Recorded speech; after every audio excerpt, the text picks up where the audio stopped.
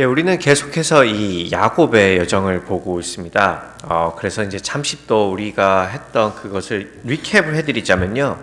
지난주에 이제 우리는 그 야곱이 소위 말해 사고 치는 모습을 보았죠. 그는 아버지 이삭이 이제 에서를 축복하려는 그 소식을 듣고 어머니 리브가 짜고 이제 마치 자기가 형인 것처럼 해서 그 에서가 받아야 할 축복을 뺏고 맙니다. 그래서 그런데 다시 생각해봐도 이런 야곱이 좀 멍청하지 않나요? 왜냐하면 야곱은 이렇게 형인 것처럼 해서 복을 받을 필요가 없었습니다. 그렇죠? 원래 자기가 자기 이름으로 복을 받기로 돼 있었어요. 그러니까 굳이 이렇게 남의 이름을 뺏어가면서 이런 노력을 하면서까지 받을 필요가 없었던 것이에요. 하지만 이것은 실제 오늘날에도 흔히 일어나는 일이기도 합니다. 제가 이전에 저희 교회에 거의 처음 부임했을 때 이 자존감 수업이라는 책을 소개해 드린 적이 있었는데요. 그 책의 저자인 그 윤용균 박사는요, 이런 얘기를 그 책에서 합니다. 우리는 그 어느 때보다 그 학력과 기술이 발전한 시대를 살고 있는데, 아이러니하게도 사람들은 어쩌면 가장 외롭고 또 낮은 자존감을 갖고 살아가고 있다고요. 그게 아이러니하다는 거예요. 왜냐면은 우리는 클릭 하나로 모두가 모두를 커넥할 수 있고, 또 기술이 많아서 자기 자신에 대해서 자부심을 많이 느껴야 되겠지만 그만큼 능력이 있고 스킬이 있지만, 아이러니하게도 사람들은 가장 외롭고 낮은 자존감을 갖고 살아가고 있다고요. 그래서 그는 그 이유 중 하나를 이렇게 이제 이야기합니다. 한번 눌러주시겠어요? 제가 읽어드릴게요. 정보가 폭발하면서 우리는 고유의 정체성조차 비교당하고 산다. 내가 하는 생각, 살아가는 과정, 판단, 결과들도 비교의 대상이 되었다. 그래서인지 그럭저럭 잘 살고 있는 사람들조차 마음 한구석에 내가 정말 잘 살고 있는 걸까? 하는 의문을 안고 살아간다. 굉장히 흥미로운 문장이죠. 저는 이 문장 중에 이 고유의 정체성이란 표현에 주목이 되었습니다. 고유의 정체성. 우리 스스로에게도 한번 물어보죠. 여러분들에게 있어서 가장 먼저 떠오르는 여러분의 고유의 정체성은 대체 무엇인가요? 여러분들은 여러분을 생각했을 때 나 하면은 가장 먼저 떠오르는 고유의 정체성이 무엇인가요? 그 지난주에도 얘기했지만 이 세상에서의 정체성은 쟁취하는 것입니다. 그러니까 내가 이런 조건을 갖추면 나는 이런 사람이라고 정체성을 부여받기 때문이죠. 하지만 이럴 때 문제는 이제 이 책에서 제기했듯 언제나 남과 내 정체성이 비교될 수도 있고 또 그 정체성이 상황에 따라서 있다가도 없어지기도 하기 때문에, 그렇죠? 예를 들어서 제가 한 회사의 사장이었어요. 사장이라는 정체성을 갖고 있었단 말이에요. 사장이 망하면은 그 정체성은 사라진단 말이에요. 그러기에 이런 정체성은 언제나 불안한 것이에요. 그러니까 성경 말씀에 빗대어 보면은 마치 모래 위에 지은 성 같은 것이죠.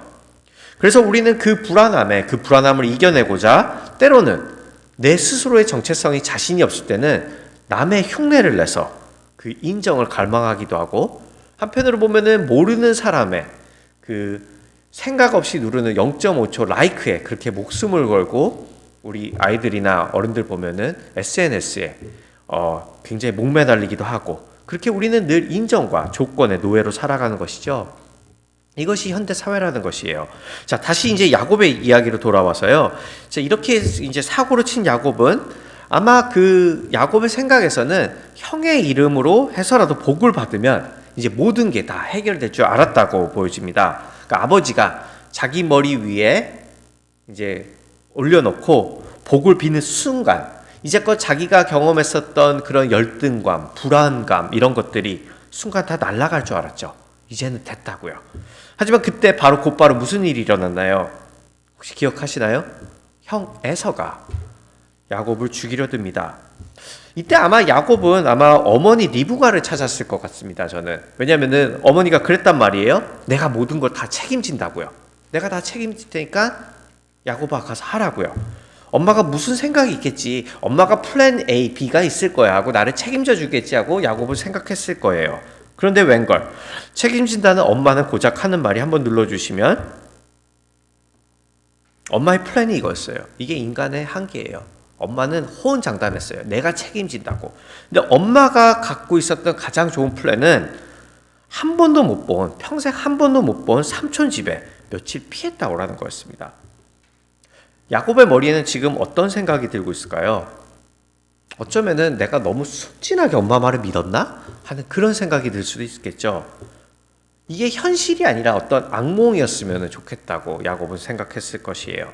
하지만 오늘 본문에서도 보셨듯 우리 진솔 씨가 성우처럼 읽어주셨는데 이 일은 현실이었고요. 또 한번 눌러주시면 이제 10절에 보시면 이제 야곱은 혼자 삼촌이 있는 이 하란으로 향하고 있습니다. 분명 쉽지 않은 길이었을 거예요. 실제로 여기 나온 이 부엘세바에서 하란은요, 제가 찾아보니까 한 400에서 450에서 500마일이라고 하는데 이거는 뉴욕에서 워싱턴 DC를 왕복하는 거리예요.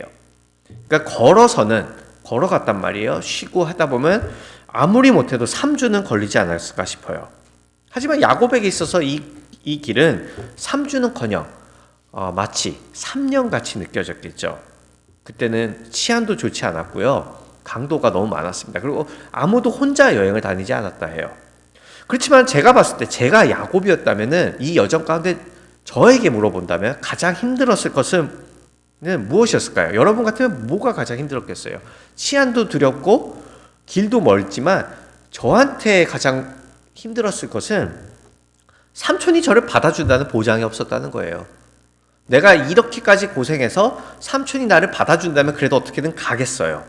그렇지만 그때는 고대 시대니까 서로 모르잖아요. 삼촌이 이사를 갔을지, 삼촌이 죽었을지, 평생 보지 않은 삼촌이 나를 받아줬을지 아무도 모르는 거죠. 그러니까 미지의 세계로 가는 것입니다. 그러니까 말씀드리고 싶은 요지는 야곱은 이제 형 에서를 이겨서 이제 나에게 남은 길은 꽃길만 남았다 생각을 했는데 오히려 그에게 펼쳐진 길은 아무것도 알 수 없는 불안과 미지의 길이었던 것입니다. 그러니까 이 불안한 길을 가면서 야곱은 대체 어떤 생각이 들었을까요? 어쩌면 애시당초 하나님 자체가 없었던 건 아닐까라는 그런 생각이 또 들지 않았을까요? 아니 그 하나님의 축복을 그 하나님이 그렇게 위대하셔서 하나님의 축복을 받으면 다 될 거라고 생각하고 그래서 이 짓을 했는데 오히려 그 축복을 받고 나니까 인생이 완전히 꼬였단 말이에요. 그렇죠? 그 축복을 받으면 다 될 줄 알았는데 오히려 인생이 꼬였어요. 그러면 자연스러운 생각의 전개는 그 하나님 자체가 거짓이었구나라고 야곱은 생각할 수도 있었겠죠. 그래서 그런지 몰라도 이 여정의 시작에 야곱은 하나님을 찾고 있지 않습니다. 그래서 오늘 우리가 읽진 않았지만 28장 초반부로 보면요. 이삭은 이제 떠나는 야곱을 하나님의 이름으로 축복은 하는데요.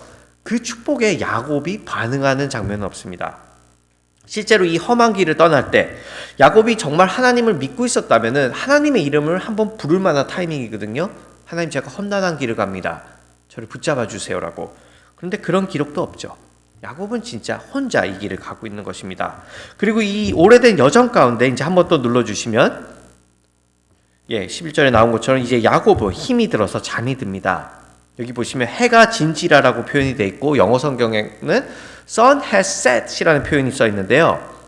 그 이안 두기드란 학자는 이것이 이제부터 시작될 그 야곱의 험난한 길을 예고하는 어떤 암시라고 합니다.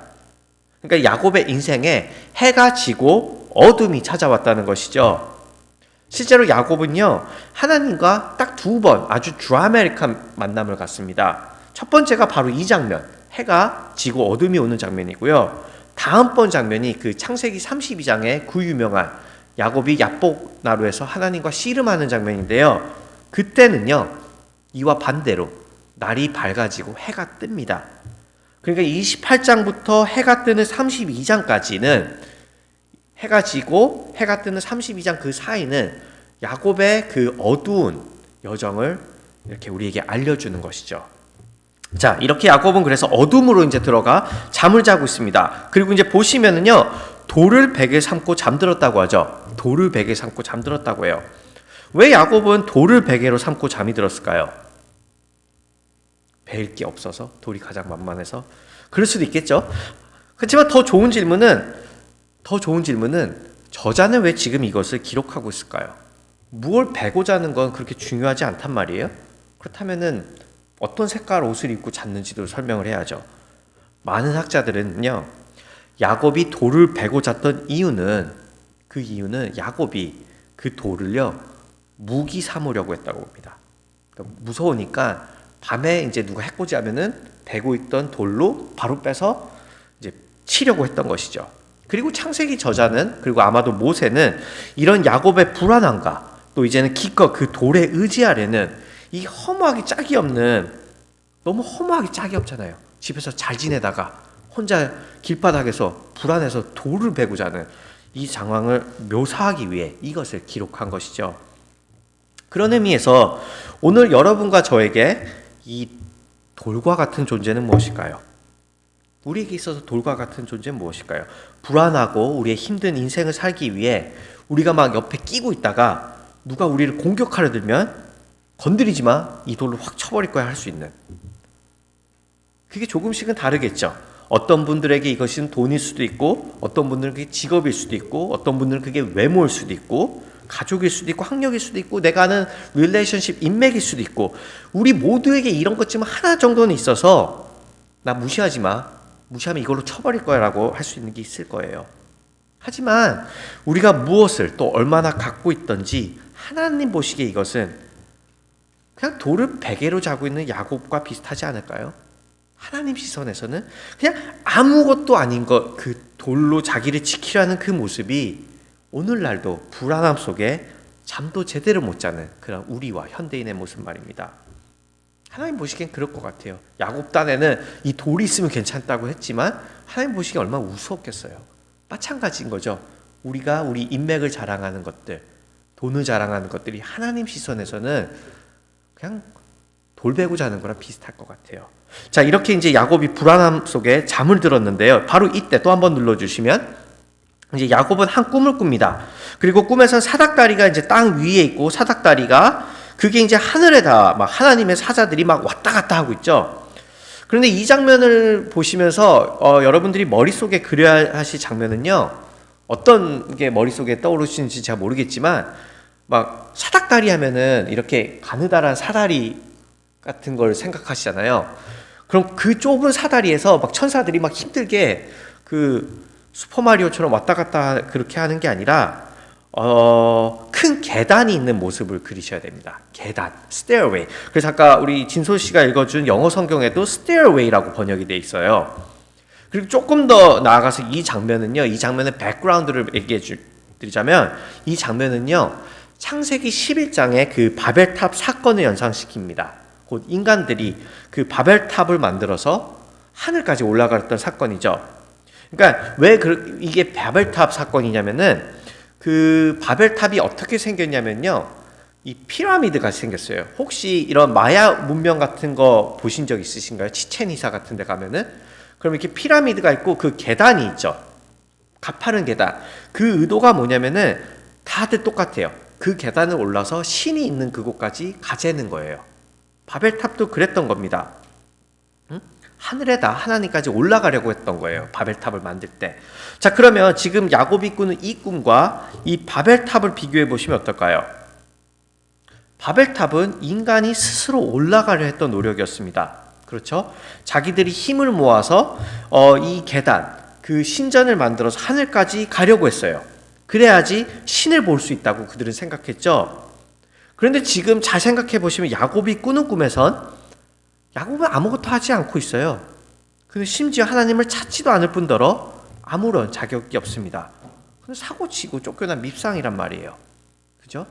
한쪽은 신이 쪽으로 올라가기 위해서 노력하고 있고요. 야곱은 사고를 치고 그냥 자고 있어요. 그런데 이 야곱의 꿈에서는요, 한번 눌러주시면 13절부터요. 그 계단 위에 하나님이 직접 나타나십니다. 그리고 야곱에게 축복을 하시죠. 어마어마한 축복을 하세요. 아브라함에게 했던 축복과 동일한 축복을 합니다. 이 모든 복을 너에게 주겠다고 하고요. 여러분들은 이 장면이 이해가 가십니까? 한 장면에서는요, 인간이 그렇게 노력을 해서 계단을 쌓으려서 어떻게든 하나님께 닿으려 했지만 결국 그들은 다 뿔뿔이 흩어지고 말았습니다. 그런데 한 장면에서는 아무것도 안 하고 아무런 조건도 없이 그냥 껌껌한데 돌을 베고 자고 있는데 하나님이 그 계단을 직접 만들어서 야곱에게 내려오시는 겁니다. 근데 바로 이게 기독교죠. 여러분들 세상 어떤 종교를 봐도요, 다 구조가 다 이 바벨탑 구조입니다. 인간이 노력을 하고 공을 세워서 신이 있는 데까지 올라가려고 하죠. 모든 종교는 그래요. 제가 모르는 종교가 있지 않느냐. 자기가 돌을 닦고 자기가 헌신을 하고 자기가 어떤 것을 해서 신이 있는 곳까지 가고 싶어요.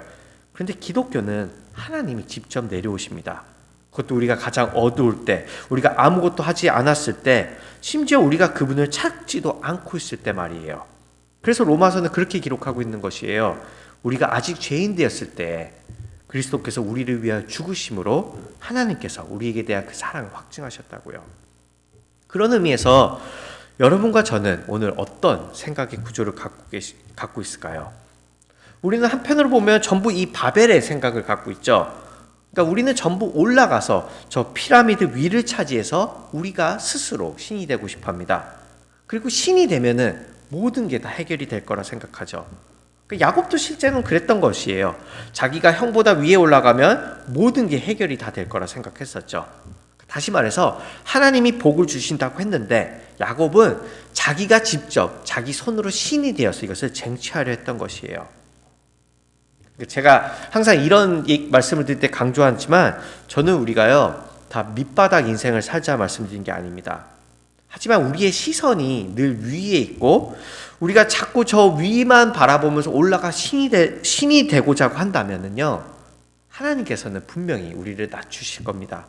그리고 그때는 낮추시는 그게 우리에게는 오히려 더 복이 될 것이에요. 지금의 야곱처럼 말이죠. 하나님은 야곱을 낮추셨거든요. 자, 그래서 이제 다시 야곱의 이야기를 계속 이어가 보자면요. 또 한번 눌러주시면 야곱은 이제 깨서 정신을 차립니다. 그죠? 이제 깨서 정신을 차려요. 꿈을 꾸고. 그리고 그 하나님이 진짜 살아계신 걸 느끼고 동시에 또 그래서 두려움을 느끼죠. 그러니까 실제로 이거는 야곱에게 굉장히 충격이었을 것이에요. 왜 더 그랬을 거냐면은 그때 당시 사람들은요, 이 고대 사회잖아요. 고대 사람들은 어떤 신을 믿는데 그 신은 그 특정 지역에만 활동한다고 생각을 했었어요. 그러니까 지방 신론이라고 해서 그러니까 야훼가 있으면은 하나님이 있으면은 그 동네에서는 하나님이 다스리고 이쪽 동네는 뭐 바알신, 이쪽 동네는 이런 신이 있다고 생각했던 거예요. 근데 지금 이 하나님은 그 어떤 경계선 없이 부엘사바가 아닌 곳에도 자기를 찾아온 곳이에요. 그래서 아까 야곱이 감탄하는 거죠. 하나님이 여기 계시구나라고요. 그러니까 자기는 부엘사바를 떠날 때 이미 하나님은 져버렸어요. 그러니까 하나님은 이제 파워가 없는 거예요. 다른 신의 영토에 들어왔으니까. 근데 그 동네에도 하나님이 오자니까 야곱은 깜짝 놀란 거죠. 경계선이 없는 하나님이에요.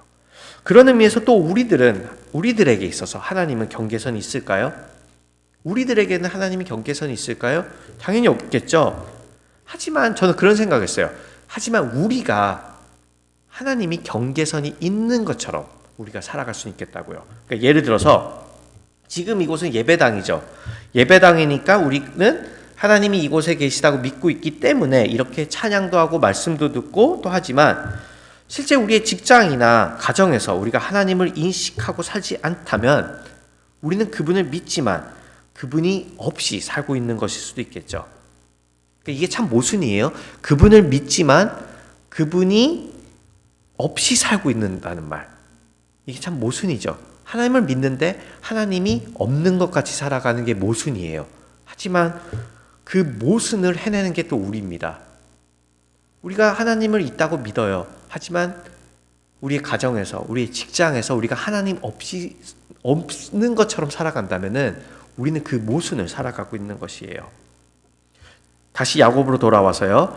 야곱은 이제 적잖은 충격에 빠졌을 것이고, 자, 이제 20절하고 22절을 주목해서 보시면요. 이제 야곱이 하나님께 이제 그래서 얼마나 놀랐는지 서원을 하죠. 서원을 합니다. 야곱이 서원하여 이르되 하나님이 나와 함께 계셔서 라고 이제 서원을 해요. 근데 잘 보시면요. 이 서원을 한번 잘 보시면 이 서원이 조금 이상해요. 서원이 이상해요. 왜 이상할까요? 왜냐하면 서원은요. 어떤 면에서 보면은 다짐이란 말이에요. 서원은 다짐이죠. promise 하는 거예요.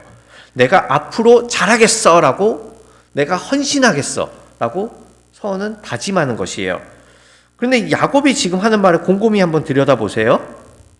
야곱이 지금 서원을 하는 것 같나요? 아니면은 어떤 거래를 하는 것 같나요? 이렇게 얘기하죠. 하나님이 나와 함께 나를 지키시고 먹을 떡과 입을 옷을 주시어 내가 평안히 아버지 집으로 돌아가게 하시려면 하나님이 내 하나님이 되신대요.